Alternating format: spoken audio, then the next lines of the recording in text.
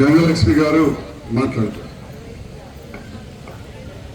గౌరవ ముఖ్యమంత్రి వర్యులు రేవంత్ రెడ్డి గారి ప్రభుత్వ సహకారంతో మన ఎమ్మెల్యే సంజయ్ కుమార్ సార్ గారి డబుల్ బెడ్రూమ్లు కానీ మన ఇక్కడ మోత చెరువు చింతకుంట చెరువు మరమ్మతుల కోసం ఎన్నో నిధులు మంజూరు చేయడం జరిగింది.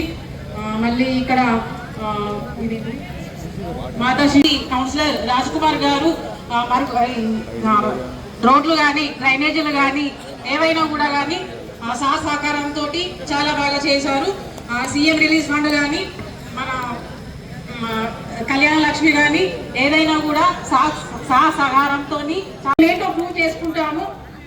ఇప్పుడు ఇంతవరకు నా భర్త రాజ్ కుమార్ గారు ఉన్నారు. నా భర్తతో నేను కూడా ఇంక్లూడ్ అయ్యి అన్ని 8 లక్షల కోట్ల అప్పు చేసిపోయినా కానీ ఈ ముఖ్యమంత్రి గారు ఉన్న బడ్జెట్ సరిపెడుతూ పెన్షన్లు కానీ జీతాలు కానీ ప్రతి నెల ఇచ్చుకుంటూ మరి ఎన్నో కార్యక్రమాలు చేస్తున్నారు. మహిళా సోదరిమణులకు ఉచిత బస్సు కానీ 200 యూనిట్ల కరెంటే కానీ 500 గ్యాస్ సిలిండర్ సబ్సిడీ కానీ సమయంలో ఇంత లోటు బడ్జెట్ లో కూడా ఈ కార్యక్రమాలన్నీ చేపడుతూ రేవంత్ రెడ్డి గారు ముందుకెళ్తున్నారు. మరి ముఖ్యమంత్రిగా రేవంత్ రెడ్డి గారు ప్రమాణ స్వీకారం చేసిన తర్వాత మన గౌరవ శాసనసభ్యులు ఎవరో కాదు వారు చుక్కారావు గారు గతంలో మన పార్లమెంటు సభ్యులు మన జగిత్యాల ప్రాంతానికి ఈ ఎస్ఆర్ఎస్పీ కెనాలప్పుడు మనకు మంత్రులుగా ఎన్నో సేవలు అందించిన రేవంత్ రెడ్డి గారే ఇక్కడ వేస్తారు. మన బంధాలకు మనం సర్పంచ్ ఎలక్షన్ లో అందరూ మద్దతు ఇచ్చినట్టు ఇప్పుడు మున్సిపాలిటీలు కూడా 90% మున్సిపాలిటీలు మనం కాంగ్రెస్ పార్టీ గెలిపిస్తేనే మనకు నిధులు వస్తాయి, మనకి ఈ ప్రాంత అభివృద్ధి జరుగుతుంది. ఎవరికో బట్టలకు వేస్తే ఏ అభివృద్ధి జరగదు, కాంగ్రెస్ పార్టీలకు వేస్తే అభివృద్ధి జరుగుతుంది. కాబట్టి దయచేసి అందరూ కూడా చేతి గుర్తుకు ఓటేసి కాంగ్రెస్ పార్టీ అభ్యర్థులు అందరినీ గెలిపించి జగిత్యాల మున్సిపల్ మీద కాంగ్రెస్ జెండా ఎగరేయాలని చెప్పి కోరుతూ పెద్దలు గిరిరామకృష్ణ గారు చెప్పారు. మరి సంజయ్ కుమార్ గారు కాంగ్రెస్ కు ప్రచారానికి వచ్చారు. మరి రాగానే అందరూ ఏమన్నా కొద్దిగా ఆశ్చర్యపోతున్నారేమో, సరే పుట్టింది పెరిగింది మొత్తం అదే కుటుంబం అని చెప్పి క్లుప్తంగా చెప్పారు. మరి మా పెద్దలు బసవరాజ్ సారయ్య గారు కూడా చాలా పరిచయస్తులే. మరి అలాంటి రాజకీయ కుటుంబం పక్కన అంతర్గామంలో పుట్టి పెరిగి గడియారం కాడ చదువుకొని మరి మీ మధ్యలో ఉన్నాం. నన్ను 2 సార్లు మీరు ఆశీర్వదించి గెలిపించారు. పోయినసారి మున్సిపాలిటీ గెలిచినాం. ఇక రకరకాల ఇబ్బందులు ఒడిదుడుకులు అయినా కానీ మరి మీరే చూసిరు. కొత్త ప్రభుత్వం వచ్చిన తర్వాత గౌరవ ముఖ్యమంత్రి రేవంత్ రెడ్డి గారితో ఉన్న సంబంధంతో, గతంలో మా పెద్దలు కాంగ్రెస్ ప్రభుత్వంతో ఉన్న సంబంధంతో అందులో ఉన్న చాలా మంది కాంగ్రెస్ నాయకులు నువ్వు ధర్నాలు పోయి డౌన్ డౌన్ అంటే వచ్చేది ఏముంది, ప్రభుత్వంతో ఉండు, పనులు చేసుకో, అభివృద్ధి చేసుకో, జగిత్యాలను అభివృద్ధి చేయమని చెప్పి వారు కోరేది. జగిత్యాలను అభివృద్ధి చేద్దామని చెప్పి నేను ఆలోచన చేస్తే కొందరు సొంత లాభం అని మాట్లాడుతూ ఉన్నారు. ఈ గల్లీలో ఇంత మంచి రోడ్ వేస్తే నాకే లాభమో, నాకేమైనా ప్లాట్లు లేని మీరు చెప్పరు. లేకపోతే ఎదురుగా సంధి అద్దంలో కేసిన రోడ్డు మీరందరూ కూడా 20, 30, 40 ఏళ్ళకెళ్ళి వాడకట్ల ఉన్నారు. ఈ సంవత్సరాల కాలంలో ఈ వార్డులలో వేసిన రోడ్ల పరిస్థితి మీరు చూస్తున్నారు. ఒక మార్పు అనేది స్పష్టంగా తీసుకొచ్చాం.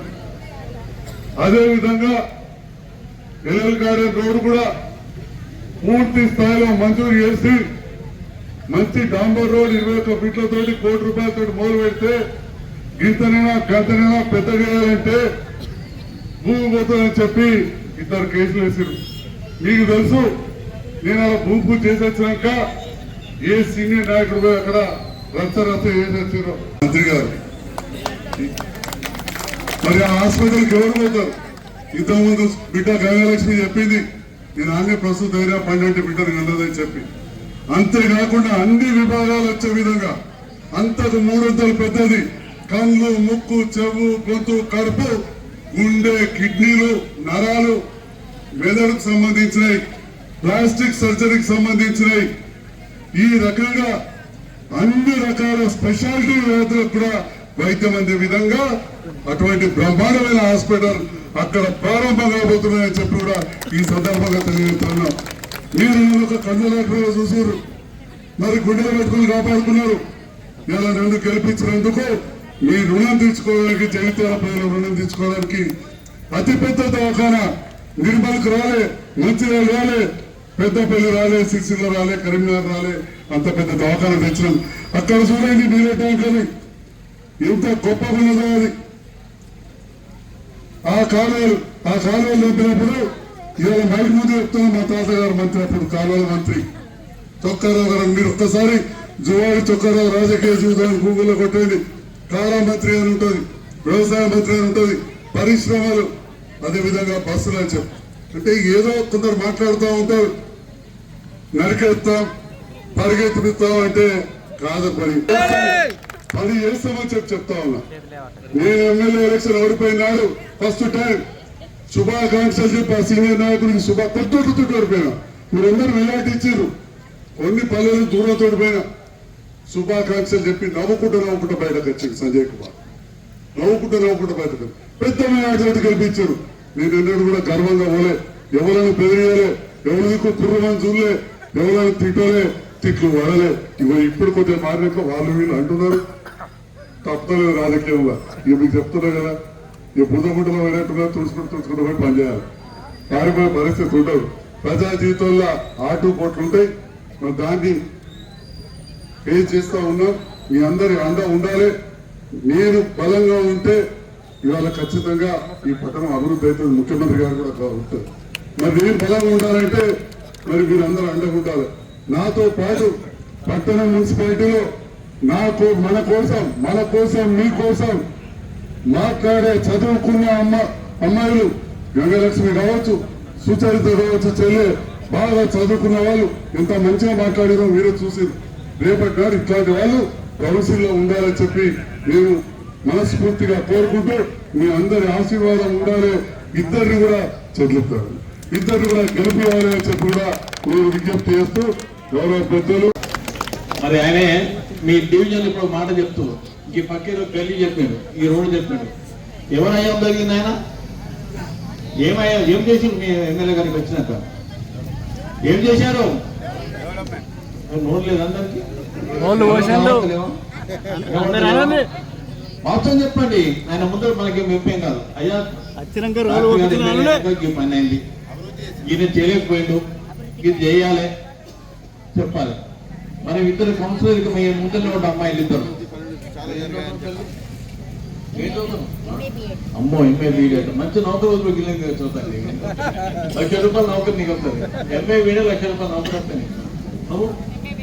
నువ్వు అరేవా డాక్టర్ గారు అన్యాయం చెప్తాను వాళ్ళిద్దరికి అయితే ₹1,00,000 నౌకరు వచ్చి వదులుకొని ఎందుకు ఇచ్చి నీ రాజకీయాలకు? నేను రాజకీయాలు వచ్చే ఖరాబ్ అయిపోయినా.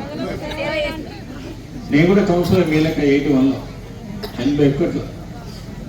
3 సార్లు కౌన్సిలర్గా కార్పొరేటర్గా వచ్చిన పరిచయం.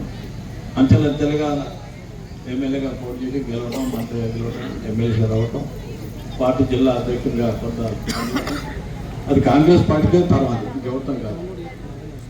అలాంటి కుటుంబం మన కాంగ్రెస్ కుటుంబం. మరి ఈ ప్రాంతానికి సుమారు 235 కోట్లతో రోడ్లు, డ్రైనేజ్, కాలువ సభలో అభివృద్ధి చేసిన వ్యక్తి ఎవరంటే ఇక్కడంటే ఇప్పుడు ఒక మహిళా కాంగ్రెస్ అధ్యక్షురాలు వాడబోయినా మొత్తం మహిళలకు వచ్చినారు. ఏంటంటే మా పాప డాక్టర్ సాబే బాగా చేస్తున్నారు, మంచి రోడ్డు కూడా ఎట్లా బాగున్నారు,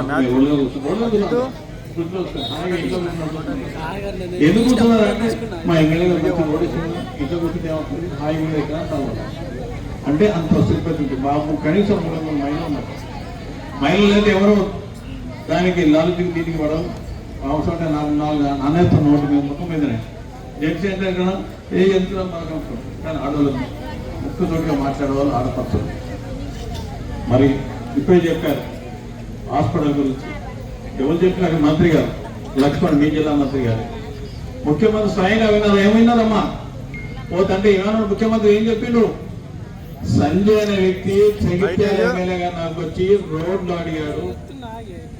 ఈ జిల్లాకు సంబంధించిన 200 కోట్లతోటి 25 ఎకరాలతోటి అన్ని కుల మత భేదాలు లేకుండా అన్ని వర్గాల వారికి ఎస్సీలు కానీ బీసీలు కానీ మైనార్టీ కానీ వెల్మలు కానీ కొమ్మలు కానీ రెడ్లు కానీ వయసులు కానీ ఏ కులమైన కానీ అందరూ ఒకటే స్కూల్లో చదవాలి, వాళ్ళు ఏం పెడతా తినాలి, అందరూ సమిష్టిగా ఉండాలి, కుల భేదాలు ఉండాలి అనే ఒక సోషల్ అసలు మన పార్టీ సెక్యులర్ పార్టీ. ఒకసారి గెలిపిస్తామని కూడా చైనా వాటి చూపెట్టుదాం మరి అక్కనే ఉండదు కదా చేయంతా ఒక్కసారి పైకి రావడం కష్టపడు అందరు దండం పెట్టుకుంటారు ఆ బిడ్డలు గెలిపిరమ్మా దానికి ధన్యవాదాలు.